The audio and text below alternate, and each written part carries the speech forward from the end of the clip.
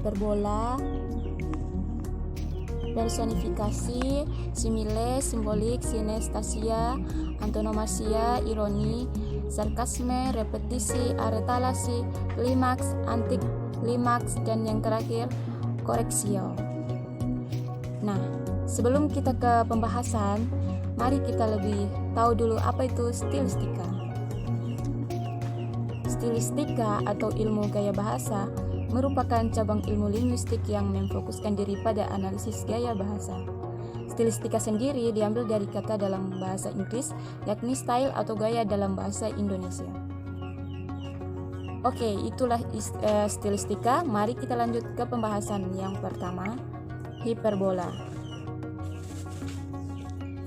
Hiperbola merupakan pengungkapan yang melebih-lebihkan kenyataan sehingga kenyataan tersebut menjadi tidak masuk akal.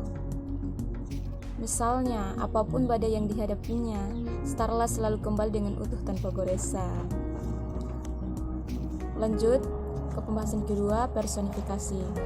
Personifikasi merupakan gaya bahasa yang memberikan sifat-sifat manusia pada benda mati seolah-olah dapat bergerak dan berbuat sesuai layaknya manusia.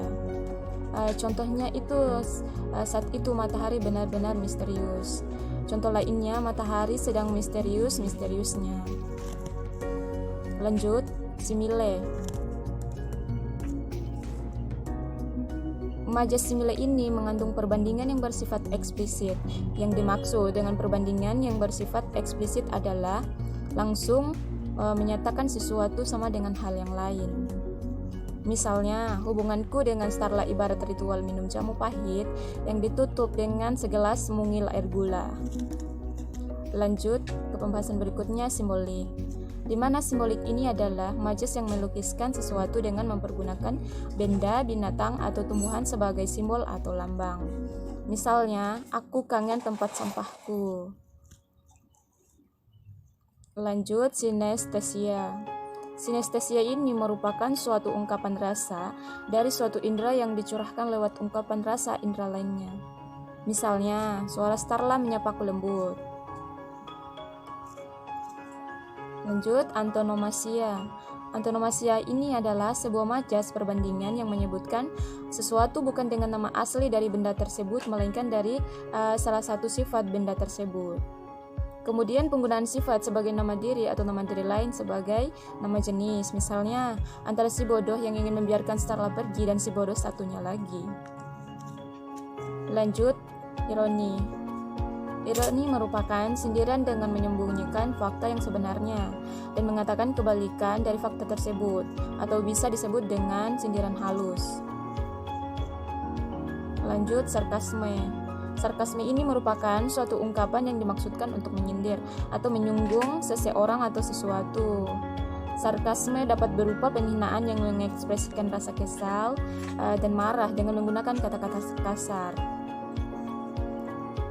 Lanjut, repetisi. Repetisi merupakan perulangan kata, frasa, dan klausa yang sama dalam suatu kalimat. Misal, mulai sekarang nggak ada lagi ngebuang CD, nggak ada lagi cerita layang-layang. Contoh lainnya sebagaimana hari kemarin dan kemarinnya lagi dari entah berapa banyak kemarin yang telah lewat. Lanjut, aliterasi. Aliterasi merupakan pengulangan konsonan pada awal kata secara berurutan. Next, klimaks merupakan gaya bahasa untuk menuturkan satu gagasan atau hal secara berturut-turut dari yang sederhana meningkat ke yang lebih kompleks. Misal, apa salahnya saling suka, jatuh cinta, mencoba-coba. Lanjut, antiklimaks. Antiklimaks ini gaya bahasa untuk menuturkan satu gagasan atau hal dari yang penting atau kompleks menurun kepada yang sederhana. Nah, yang terakhir, koreksio. Koreksio ini merupakan gaya bahasa yang pada mulanya menegaskan sesuatu yang dianggap kurang tepat, kemudian diperbaiki. Misalnya, tapi rokok tidak mau dengar, tidak pernah ada yang mau.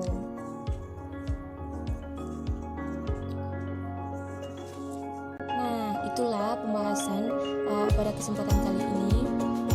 Bila ada kata yang tidak berkenan, mohon dimaafkan dan mungkin masih kurang juga materinya. Dan terima kasih. Wassalamualaikum warahmatullahi wabarakatuh.